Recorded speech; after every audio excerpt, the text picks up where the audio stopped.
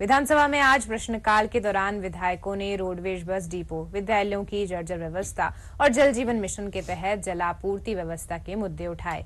विधायक संदीप शर्मा ने प्रदेश में विद्यालयों की जर्जर व्यवस्था को लेकर सरकार से जवाब मांगा, जिस पर शिक्षा मंत्री मदन दिलावर ने कहा कि प्रदेश के विद्यालयों का सर्वे करवाकर इन्हें जर्जर घोषित किया जा रहा है। इसके साथ ही इन भवनों की मरम्मत करवाने का काम भी हो रहा है। वहीं इन भवनों के निर्माण की प्रक्रिया भी शुरू की जा रही है। नेता प्रतिपक्ष टीकाराम जूली ने पूरक प्रश्न में विद्यालयों के मंदिरों, मुर्गी फार्मों और अस्पतालों में संचालित होने का मुद्दा उठाया, जिसका जवाब देते हुए शिक्षा मंत्री ने कहा कि कई स्कूल अन्य भवनों में संचालित हैं। उन्होंने इसके लिए कांग्रेस सरकार को जिम्मेदार ठहराया। सरकार इन स्कूल भवनों को जर्जर घोषित करने तथा जमींदोज करने के लिए कोई समय सीमा निर्धारित करेगी।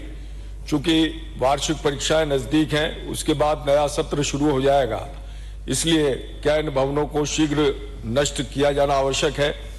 बिंदु संख्या 3 में आपने बताया कि वृहद मरम्मत की आवश्यकता वाले 41,178 स्कूल भवनों में से राज्य मद में 2000 एवं एसडीआरएफ मद में 20,383 स्कूल भवनों की मरम्मत का कार्य स्वीकृत हुआ है।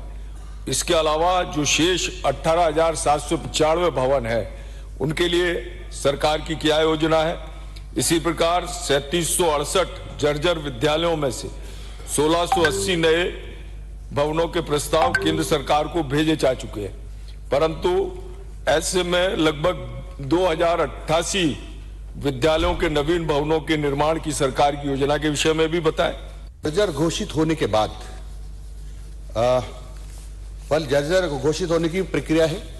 पहले विद्यालय का प्रशासन देखता है कि ये वास्तव में ऐसा है क्या, तो वहाँ का जो हमारी जो वहाँ की कमेटी होती है, विद्यालय प्रबंधन समिति, वो लिख करके और सीबीओ को देती है कि हमारा विद्यालय ऐसी स्थिति में है।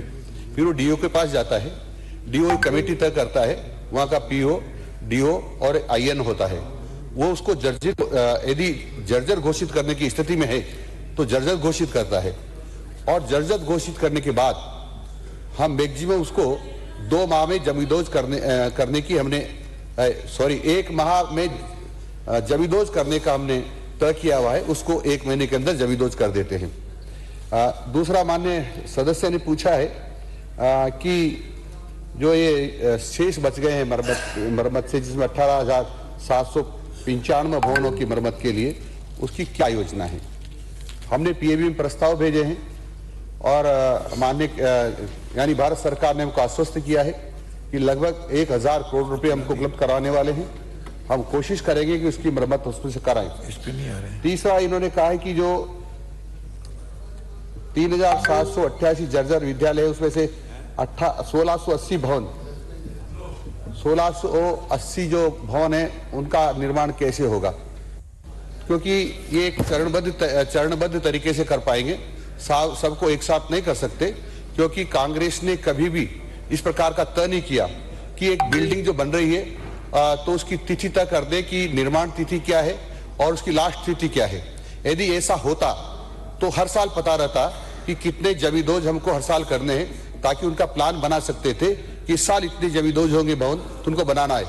अब हम तय कर रहे हैं कि निर्माण की तिथि होगी, निर्माण की तिथि तय होगी, उसको मरम्मत करने की बीच में तिथि होगी और अंतिम तिथि होगी, ताकि सरकार को ध्यान रहे कि कौन सी बिल्डिंग कब जमींदोज करनी है, तो उसको जमींदोज कर देंगे और उसका निर्माण करेंगे। जर्जर भवन मंदिर में चल रहा है, स्कूल, बालिका स्कूल हॉस्पिटल में चल रहा है, मुर्गी फार्म में स्कूल चल रहा है। माननीय अध्यक्ष जी, और फिर कांग्रेस का नाम। मैं आपसे पूछना चाहता हूं, आपने कहा एक मिनट आपने कहा कि 45,365 स्कूलों में से 41,178 में मरम्मत की जरूरत है, यानी कि 90-95%।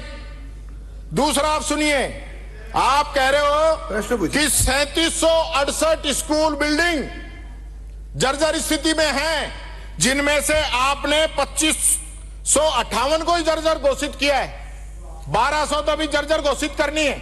मैं आपसे सिर्फ इतना ही जानना चाहता हूं कि 41,178 जो स्कूल हैं, इनमें से आपने कितनों में कितना बजट सैंक्शन किया है?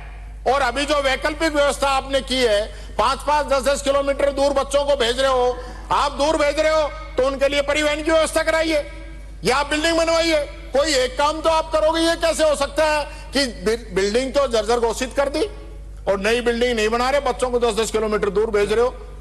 यानी बिल्डिंग नहीं बना सकते, ट्रांसफर कर सकते हो जनवरी के महीने में, यानी ट्रांसफर की लग रही है आपको। उत्तर आने दें। बच्चों का सिलेबस पूरा नहीं हुआ माननीय अध्यक्ष जी, ट्रांसफर पे ध्यान है, बिल्डिंगों पे ध्यान नहीं। बिल्डिंगों से संबंधित है।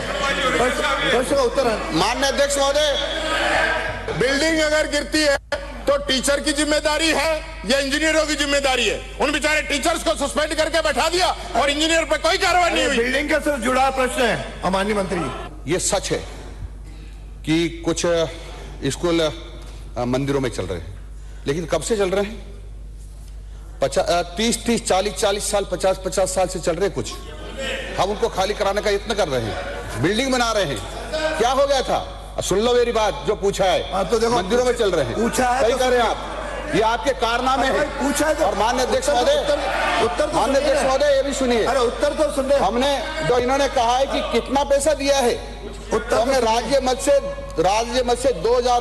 175 करोड़ रुपए दिया है और तरफ से हमने 406 करोड़ रुपए दिया है और भी हम पीएबी में जा रहे हैं। हमको 1000 करोड़ देने का भारत सरकार ने आश्वासन दिया हुआ है। हम करेंगे इनका निर्माण। आपने जो काले कारनामे किए थे उसको ठीक करेंगे हम। जो आपने गड़बड़ियां की थी उसको ठीक करेंगे हम। आप ठीक करेंगे हम। जो आप सारे सत्यानाश कर गए ना, शिक्षा का बंटाढार कर गए ना, उसको ठीक करेंगे, उसको ठीक करेंगे। जो सारा का सारा बंटाढार कर गए और बिल्डिंगों पैसे खा गए और जर्जर बिल्डिंग खराब बिल्डिंग बना दी, उसको हम ढाएंगे भी सही, जमींदोज भी करेंगे, अच्छी बिल्डिंग बनाएंगे और हम तारीख तय करेंगे कौन सी बिल्डिंग कब बनी है और उसको कब गिराएंगे। आपने कब तक किया था? ये भारतीय जनता पार्टी की सरकार है, ये माननीय भजन लाल जी शर्मा के नेतृत्व में चल रही है।